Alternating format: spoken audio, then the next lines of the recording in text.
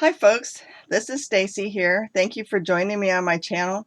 Today we're going to do something a little different. I was cleaning out one of my art boxes, the one that's broken and the handle's shot, and if I lift it, it falls apart. So anyway, I found a bunch of calligraphy nibs. And you ask, what is a calligraphy nib? Well, this is a calligraphy nib, and it just sits right inside a pen. Right in here, there's a little groove for the pen. I don't know if you can see it all that well. I try to get my lighting. There, maybe you can see. There. And you can see where that little groove is. And this fits right in there. No, I can't see it. Okay. And it fits right in there like that. This particular nib is just a regular writing nib. It's just what people would have used prior to the advent of the ballpoint pen. Another nib I have is just this one. And again, it's just a regular writing nib. This one's very small, very fine tip. It's much finer tip than this one. You can see the tips here. This one's a fine tip. This one I don't really like. It doesn't work very well. Anyway, I like this one a lot. But when you're doing calligraphy, you want something with a square tip like this one. Let's see if I can show it here. And this one, you see how it has this gold part here? And then it's kind of silver colored here. In between, as you can see that little light through there, that's the reservoir where the ink sits. And again, this one just fits right into the handle here. I also have a fantastic little invention called a felt tip pen. And this is Sanford's calligraphy pen, calligraphic pen. And it has a square tip. Now, after some heavy use, and if you don't use this right, you're going to ruin that tip. It'll get soft and mushy and you'll lose your ability to do calligraphy with it. But they're great. You can also do calligraphy with a brush, a square brush. Let's see if I got a good one. This one would be a good calligraphy brush. Even an angled brush would be pretty good. But you want one that's fairly long.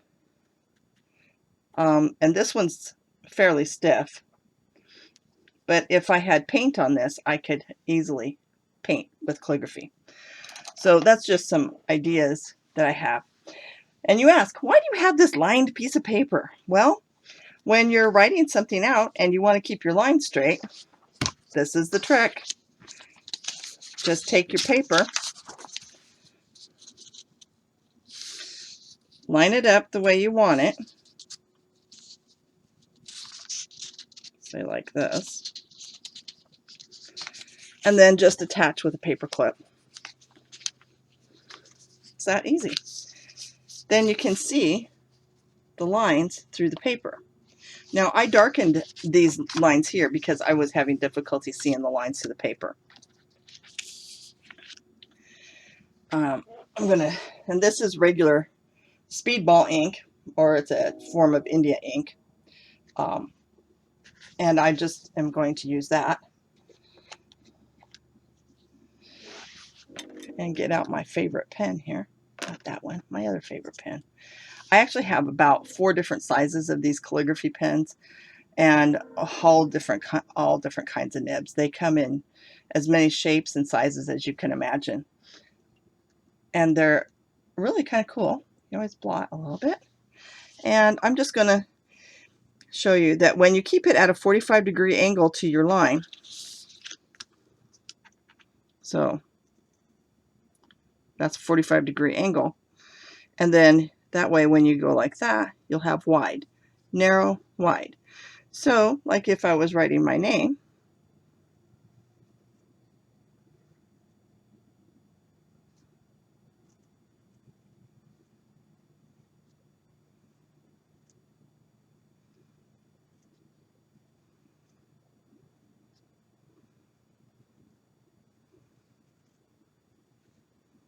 now is this the best handwriting ever? No. But I haven't done it for a long time either, so it's been a while. I used to do a lot of calligraphy I would address people's invitations. Wedding invitations were big. But it's kind of nice, like if you do a handwritten note to somebody, to make it a little fancier, make it a little nicer. And this is a trick of actually getting your lines straight. Well, that's about all I have to do with this one. If there's other things, other tricks to the trade, like if you want to do a design, you draw the design on the other sheet of paper, make sure it's dark enough to show through, and then use that as your design, as the basis for your design.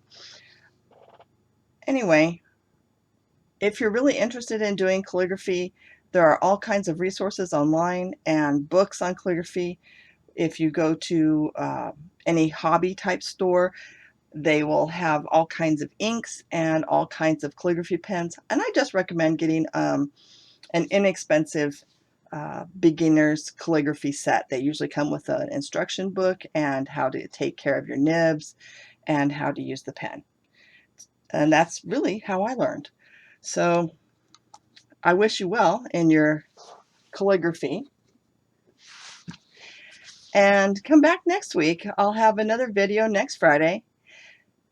If you find it in your heart to subscribe, I really appreciate your subscriptions and your likes.